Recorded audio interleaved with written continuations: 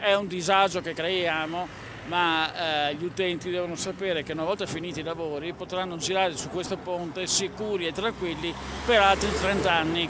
Tangenziale di Treviso, all'altezza del cavalcavia su via Ruzzante, ancora 10 giorni di passione per gli automobilisti in attesa che Veneto Strade termini i lavori di consolidamento del manufatto. Partito oggi invece il cantiere del cavalcavia su strada Sant'Angelo e qui i lavori andranno avanti per un mese. Interventi per 600.000 euro che danno il via alle manutenzioni straordinarie dei ponti stradali regionali in Veneto, programmate dopo la ricognizione compiuta ben prima di Ponte Morandi, col direttore di Veneto Strade Bernizzi che era andato a chiedere alla regione i finanziamenti per procedere. Aveva chiesto la disponibilità di 10 milioni di euro di risorse, parlando con il presidente Zaia ne abbiamo stanziate subito, immediatamente 15 milioni su un triennio in modo che gli interventi principali fossero fatti anche velocemente e fosse ripristinato lo stato di manutenzione ordinario di questi ponti, quindi ben venga. Questi 15 milioni noi stiamo partendo con una serie di ponti, di cui i primi 2 sono questi qua a Treviso, poi abbiamo altri 18 ponti.